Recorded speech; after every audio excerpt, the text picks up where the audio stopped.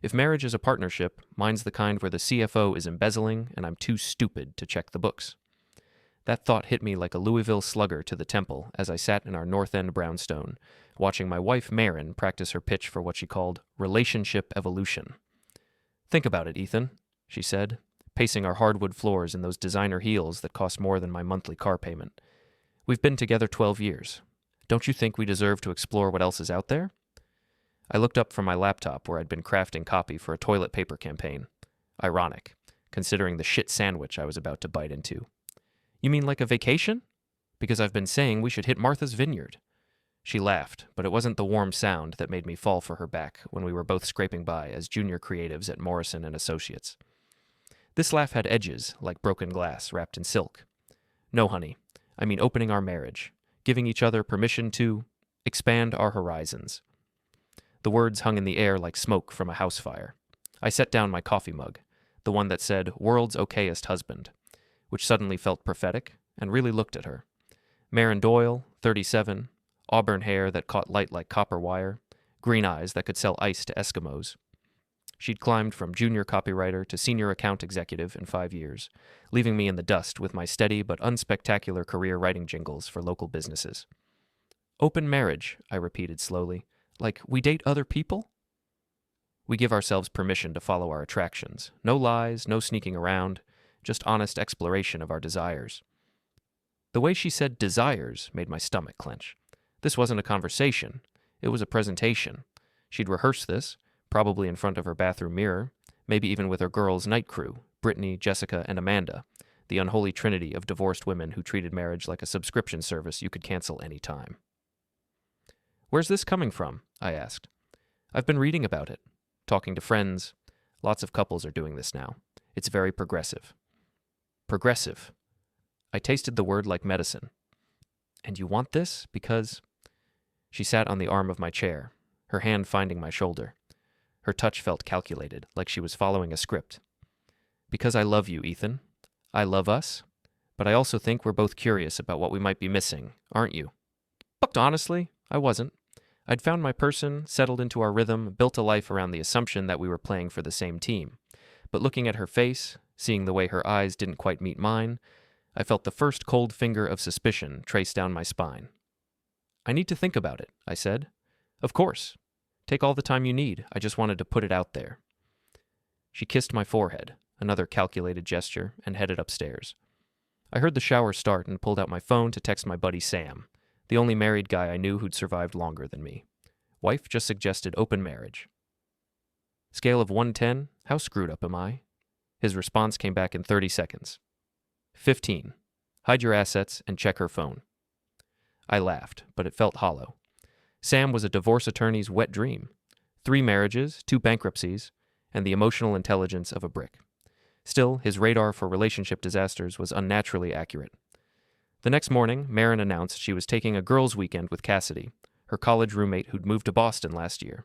Cassidy Chen was the kind of beautiful that made traffic accidents happen, half Chinese, half Irish, with cheekbones that could cut glass and a smile that suggested she knew secrets worth keeping.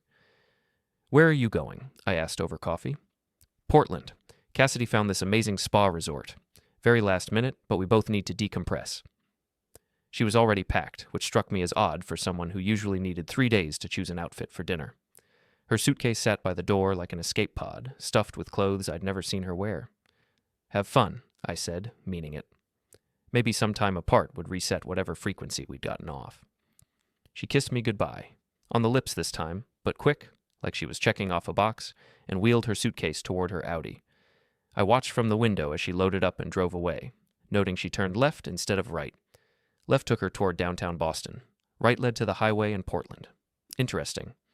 I spent Saturday working on a campaign for a local brewery, trying not to obsess over the weird energy Maren had been carrying. But Sunday afternoon, boredom and suspicion finally won. I pulled up Cassidy's Instagram. Her latest post was from yesterday. Brunch at a cafe in Cambridge with some guy I didn't recognize. The timestamp said 11:47 a.m. The location tag read, Flower Bakery plus Cafe, Central Square. Not Portland, Cambridge. 20 minutes from our house. My coffee went cold as I scrolled through her feed. No spa resort, no girls' weekend, no Maren anywhere in sight. The cold finger of suspicion became an ice pick. I called Sam. Hypothetically, if your wife lied about where she was going for the weekend, what would you do? Hypothetically, I'd hire a private investigator. Realistically, I'd get drunk and pretend I didn't notice until I had enough evidence to avoid alimony. That's dark, man. Marriage is dark, Ethan. It's the Mariana Trench of human relationships. Most people drown before they see the bottom. When Maren came home Sunday night, glowing with what she called spa energy, I was ready. How was Portland? Amazing. So relaxing. Cassidy and I had the best time. She showed me photos on her phone, generic spa shots that could have been pulled from any website.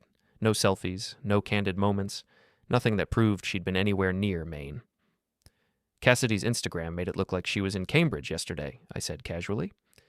Maren's smile flickered like a candle in wind. Oh, she posted old photos. You know how she is with social media, always behind.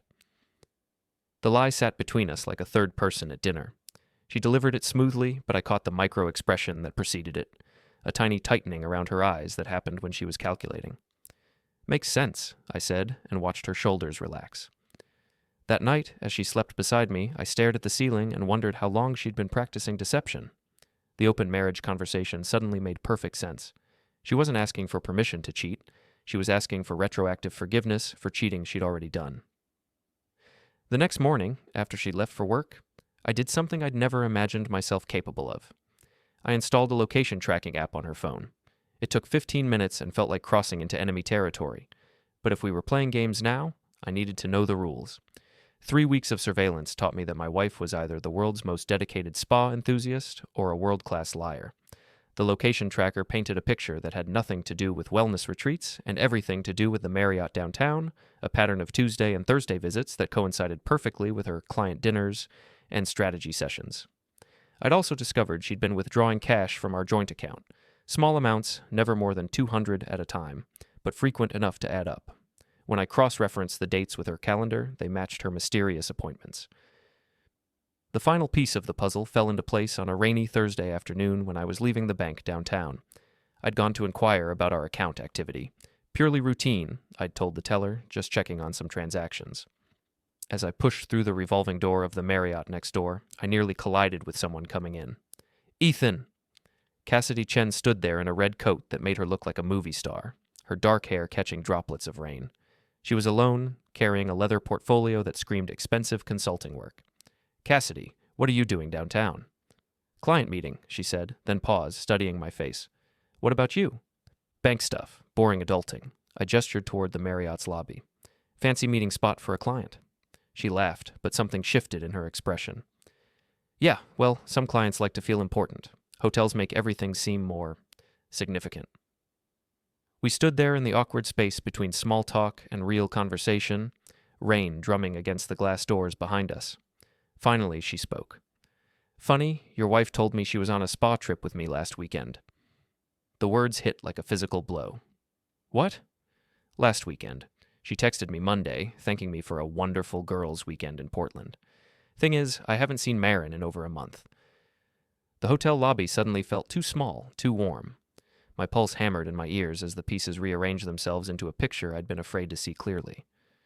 I haven't seen her in a month, Cassidy repeated, watching my face carefully. Ethan, are you okay? You look like you've seen a ghost. Yeah, I'm fine. Just processing. I looked at her. Really looked at her. Cassidy had always been kind to me, even when Maren's other friends treated me like furniture. She was successful in her own right, ran a marketing consultancy, had no reason to get involved in whatever mess my marriage had become. Whatever, I said, making a decision that surprised me. How about a date tonight? The words came out smoother than I felt. Cassidy's eyebrows rose, but instead of shock or offense, she smiled. A real smile, not the calculated expressions I'd grown used to from Maren. You know what? Yes, I'd like that. Really? Really. Pick me up at 7. I'll text you my address. As she walked away, her heels clicking against the marble floor, I felt something I hadn't experienced in months. Anticipation. Not the dread of another evening walking on eggshells, but actual excitement about spending time with someone who might tell me the truth. That evening, I found myself standing outside Cassidy's apartment in Back Bay, holding a bottle of wine and wondering what the hell I was doing. The building was one of those converted brownstones that cost more per month than most people made in a year. She answered the door in a black dress that was elegant without trying too hard, her hair loose around her shoulders. "You clean up nice," she said, looking me over approvingly. "You're not bad yourself." We went to Mistral, a restaurant I'd always wanted to try, but Maren dismissed as trying too hard. Cassidy ordered wine without checking the price, asked thoughtful questions about my work, and laughed at my jokes without the polite delay that meant someone was humoring me. "So," she said over dessert, "want to talk about the elephant in the room?" "Which elephant? There seem to be several." "The one where your wife has been using me as an alibi for the past 6 months." I set down my fork. 6 months? At least. Started last fall. She'd text me after the fact, thanking me for trips we never took, dinners we never had, conversations that never happened. At first, I thought it was some kind of mistake. Then I realized she was covering her tracks. "Why didn't you tell me?" Cassidy's expression grew serious. "Because I wasn't sure what I'd be getting you into. And honestly, I wasn't sure you'd believe me. Maren can be very persuasive." "You mean manipulative." "I was being diplomatic." She pulled out her phone and showed me a series of text messages. Screenshots of conversations where Maren asked her to remember events that had never happened, to back up stories that were pure fiction. The evidence was damning and detailed. "Jesus," I whispered. "There's more." Cassidy hesitated, then seemed to make a decision. "I think I know who she's seeing." My stomach clenched. "Who?" "Damon Pierce. Her boss." The name hit me like cold water. Damon Pierce, CEO of Morrison & Associates, 46 years old, married with 2 kids, the kind of guy who wore $1,000 suits and drove a Tesla like it was a religious statement. He'd always been friendly to me at company parties. Too friendly, in retrospect. "How do you know?" "I saw them together, 3 weeks ago at Legal Seafoods downtown. Very cozy, very intimate. When I mentioned it to Maren later, she got weird and defensive, said it was a business dinner. But Ethan? They were holding hands." The restaurant suddenly felt too loud, too bright. Everything made sense now. The open marriage conversation, the mysterious cash withdrawals, the elaborate alibis. Maren hadn't been asking for permission. She'd been asking for forgiveness in advance. "I'm sorry," Cassidy said softly. "I know this isn't what you wanted to hear." "Actually, it is. I've been going crazy thinking I was paranoid." "You're not paranoid. You're married to someone who thinks rules don't apply to her." We talked for another hour, sharing war stories about Maren's manipulations, her ability to rewrite history to suit her needs, her talent for making other people feel like they were the problem. Cassidy had been on the receiving end of it too. Guilt trips about not being supportive enough, accusations of jealousy when she succeeded professionally.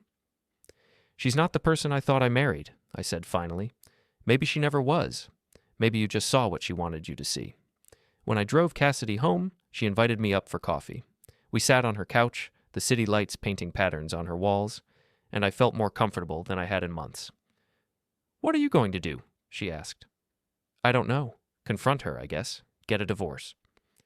"You should document everything first. Get evidence. Maren's not going to go quietly, and she's got resources." She was right.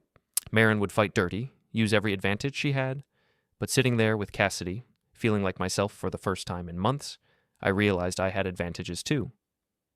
"Will you help me?" I asked. "What do you need?" "Those text messages, for starters. And maybe, would you be willing to make a statement? For my lawyer?" Cassidy studied my face in the dim light. "You're really doing this?" "I'm really doing this." She leaned over and kissed me. Soft, tentative, nothing like the calculated pecks I'd grown used to. When we broke apart, she smiled. "Then let's burn it all down."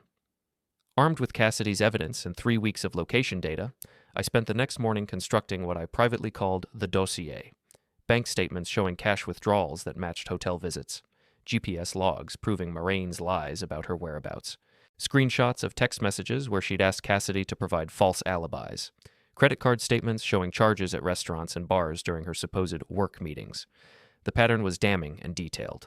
Maren had been systematic in her deception, but she'd also been sloppy. She'd underestimated my ability to connect dots, probably because I'd never given her reason to think I was paying attention. That was about to change. I encrypted everything into a single file and made copies on 3 different drives. Then I drafted emails to 3 recipients: Patricia Morrison, head of HR at Morrison & Associates, Robert and Helen Fitzgerald, Maren's parents, and David Kellerman, the divorce attorney Sam had recommended. The email was simple.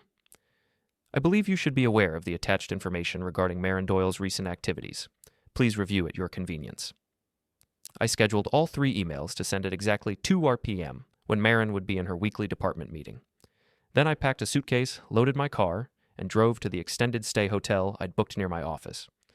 By the time Maren discovered what I'd done, I'd be unreachable. My phone started ringing at 2:47 p.m.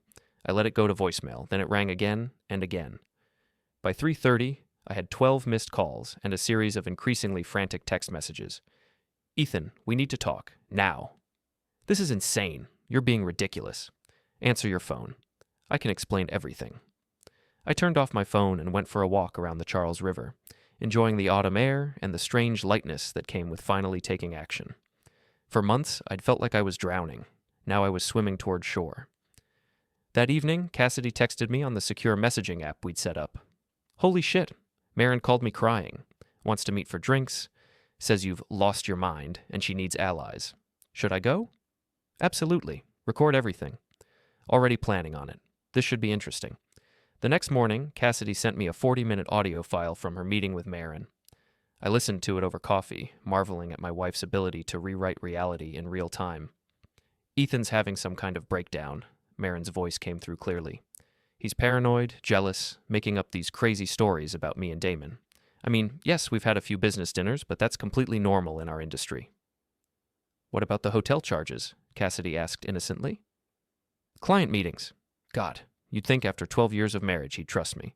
But no, he's turned into this suspicious, controlling person I don't even recognize." The gaslighting was masterful. Even knowing the truth, I could hear how convincing she sounded. No wonder she'd gotten away with this for so long. "And the text messages asking me to lie for you?" Cassidy pressed. There was a pause. Then, "I never asked you to lie. I asked you to be supportive. There's a difference." "Maren, I have the text." Another pause, longer this time. "Look, maybe I wasn't completely honest about every little detail, but that's because Ethan gets so weird about me having any independence. He wants to control every aspect of my life. I had to admire the strategy. Turn the victim into the villain, make the betrayed spouse into the controlling monster. It might have worked if I hadn't spent weeks documenting her lies. The real fireworks started when HR called Maren into a meeting that afternoon. Patricia Morrison was old-school corporate. She'd clawed her way to the top of a male-dominated industry and had zero tolerance for anything that could create liability for the company. An affair between a CEO and a subordinate was exactly the kind of scandal that could trigger lawsuits and bad publicity. Cassidy, who had contacts throughout Boston's marketing world, texted me updates throughout the day. "Damon's been placed on administrative leave pending investigation. Maren's been reassigned to a different department. No more direct reporting to Damon." Word is, they're both looking at potential termination if the investigation confirms anything inappropriate. Companies scared shitless about intimate harassment liability. The beautiful thing about corporate America is that appearances matter more than truth. Even if Maren and Damon could prove their relationship was consensual, the optics were toxic. A married CEO sleeping with a married subordinate was a HR nightmare waiting to happen. But the real devastation came from Maren's parents. Robert and Helen Fitzgerald were old-money Boston Irish, the kind of people who still went to Mass every Sunday and believed marriage was a sacrament, not a convenience. They'd never particularly liked me. I wasn't successful enough, ambitious enough, Catholic enough, but they believed in family loyalty above all else. Adultery was unforgivable. Cassidy's intelligence network reported that Maren had been summoned to her parents' Beacon Hill brownstone for what amounted to a tribunal.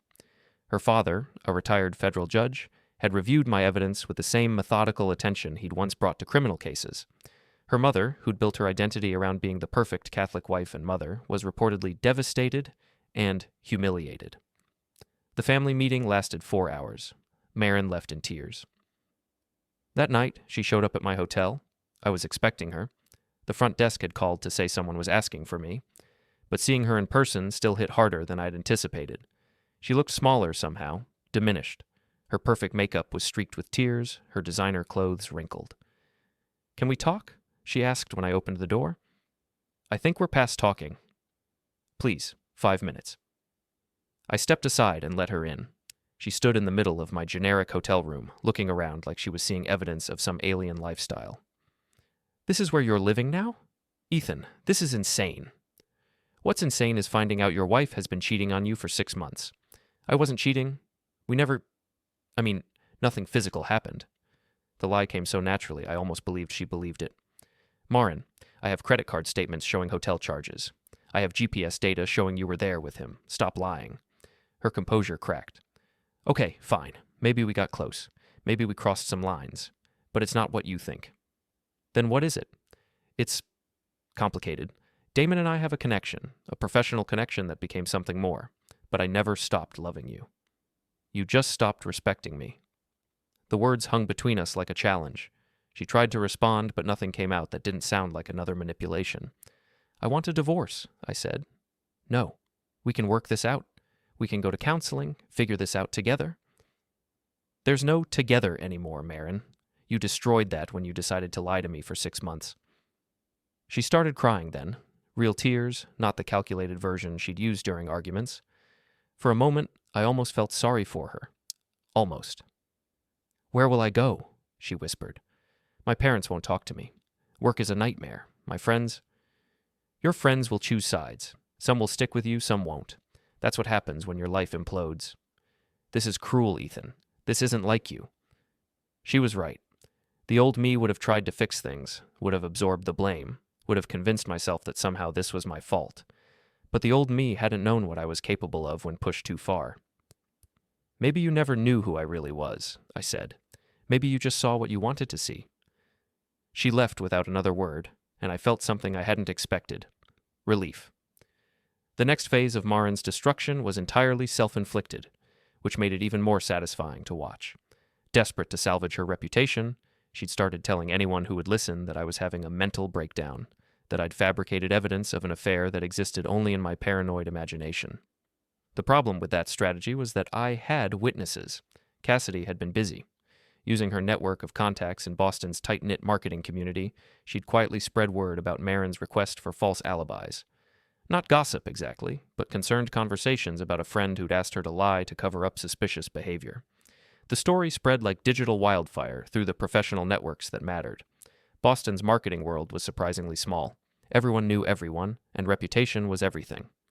By the end of the week, Maren's credibility was in free fall, but I wanted something more tangible than social destruction. I wanted Damon Pierce to understand that actions have consequences. The Tesla was parked in his private space in the underground garage of his Beacon Hill townhouse, gleaming black metal that probably cost more than I made in a year. Security cameras covered the entrance and main thoroughfares, but there was a blind spot near the maintenance area where I could work unobserved. I'd spent 2 nights studying the garage's patterns. The security guard made rounds every 2 hours, and there was a 15-minute window when the maintenance crew changed shifts. Plenty of time for what I had planned. The shrimp came from Legal Seafoods, 2 pounds of shells and heads that I'd specifically requested, claiming I was making stock. The smell was already getting aggressive by the time I reached Damon's car at 2:30 a.m. on a Wednesday night. I'd disabled the security camera with a small piece of electrical tape positioned to look accidental. Maintenance crews were always bumping into things. The Tesla's charging port provided perfect access to the interior ventilation system. The shrimp shells went in first, followed by the heads, distributed throughout the car's air conditioning system with the methodical precision of someone who'd spent too many hours thinking about creative revenge. By the time I was finished, every breath Damon took in that car would remind him of his poor life choices. The spray paint was an afterthought, but sometimes the best ideas come spontaneously. Homewrecker across the windshield in bright red letters, large enough to be visible from the street level. I was back in my hotel room by 3:15 a.m., feeling better than I had in months. Cassidy texted me the next afternoon. Holy shit, check Damon's wife's Instagram. Lydia Pierce had posted a photo of the vandalized Tesla with the caption, "When your husband's midlife crisis gets literal. Ladies, check your man's GPS history. You might be surprised what you find." Done with liars. Jackshow divorce attorney shocks Boston strong. The post had already gotten 300 likes and dozens of comments from other women sharing their own stories of cheating husbands. Damon's humiliation was going viral in real time. But the best part came later that evening, when building security footage somehow found its way to Maren's former friend Jessica, who shared it with her social media followers as an example of what happens when men finally snap. The video showed Damon discovering his car, his face cycling through confusion, rage, and humiliation as he realized the extent of the damage. His reaction was everything I'd hoped for. He screamed at the security guard, demanded to see footage that didn't exist, and generally behaved like a man-child having a tantrum in an expensive suit. Someone had captured it all on their phone and uploaded it to TikTok with trending audio about karma. Within 24 hours, Shrimp Car Guy was a minor internet sensation. Damon Pierce, respected CEO and pillar of the community, had become a meme. The professional consequences came swiftly. Morrison and Associates announced that Damon would be taking an indefinite leave of absence to focus on personal matters. Translation? He'd been fired, but they were letting him save face with a resignation. Maren's situation became even more precarious. With Damon gone, she lost her primary advocate at the company. Her reassignment to a different department had effectively neutered her influence, and her colleagues were treating her like she had a contagious disease. She called me that night, her voice raw from crying. "This has to stop, Ethan. What you're doing to Damon, to me, it's destroying everything. I'm not doing anything to you. You did this to yourself. The car thing, that was you, wasn't it?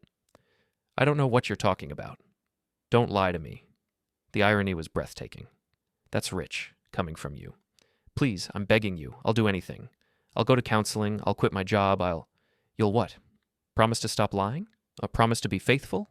Your promises don't mean anything anymore." She was quiet for a long moment. Then, "I loved him." The admission hit like a physical blow, not because it was surprising, but because it was honest. Finally, after months of lies and manipulation, she'd told me the truth.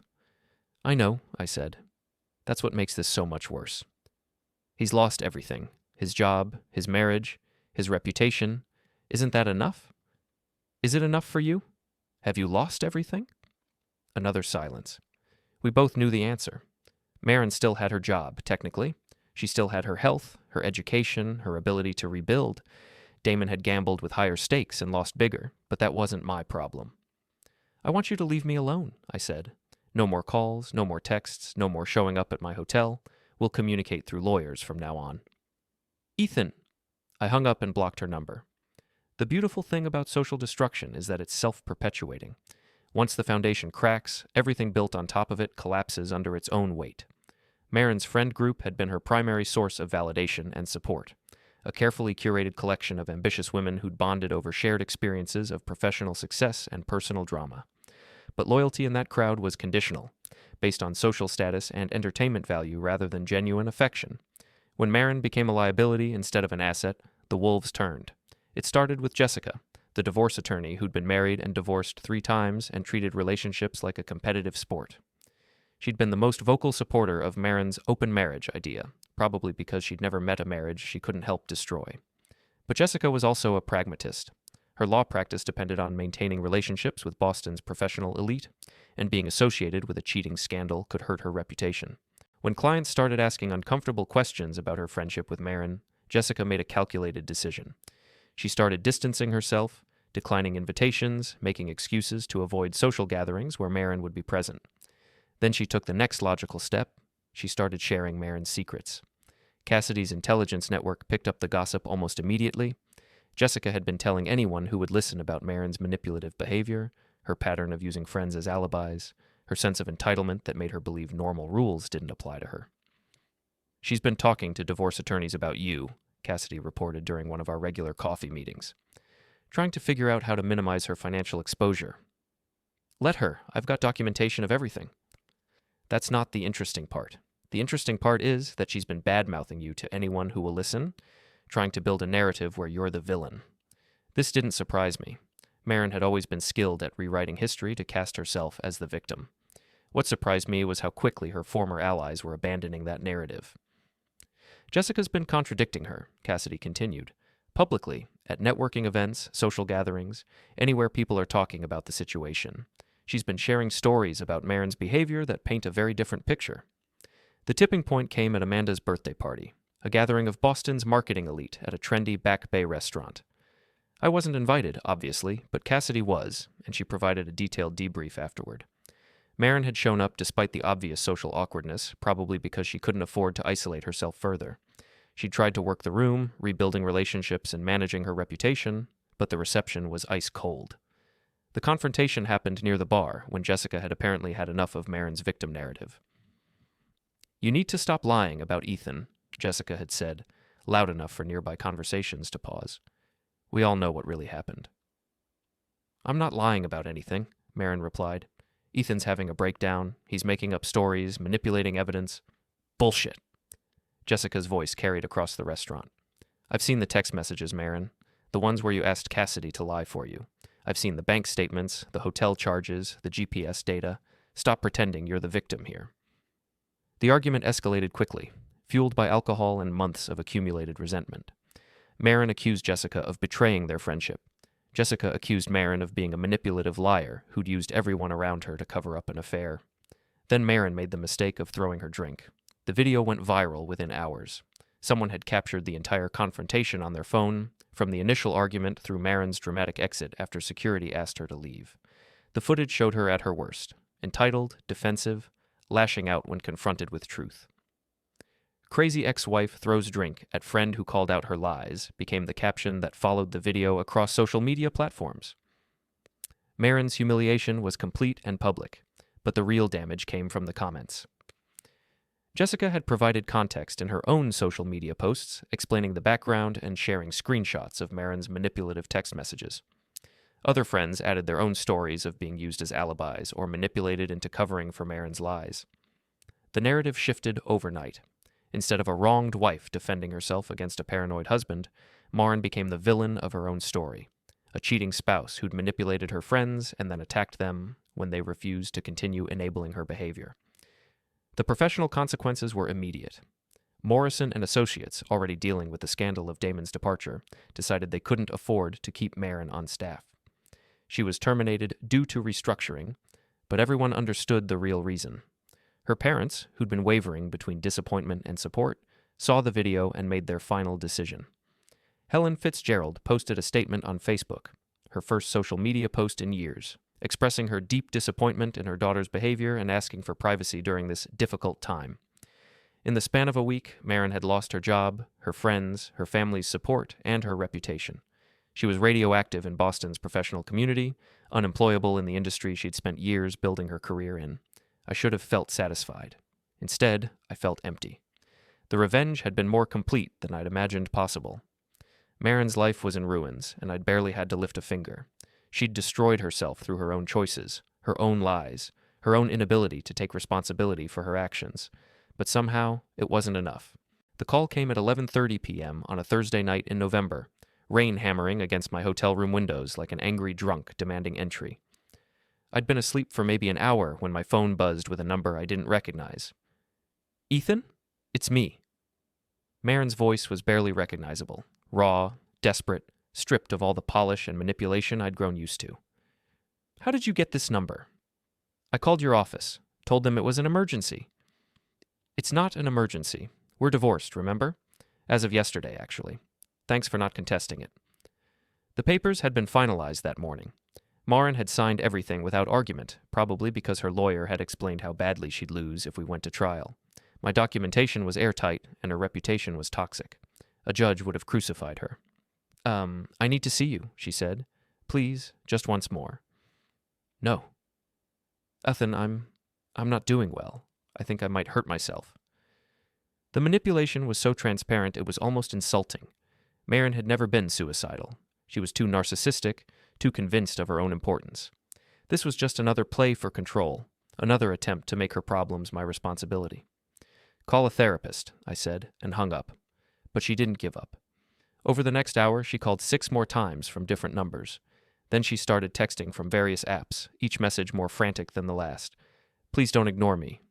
I know I don't deserve it, but I need help. I'm outside your hotel. That last one made me look out the window.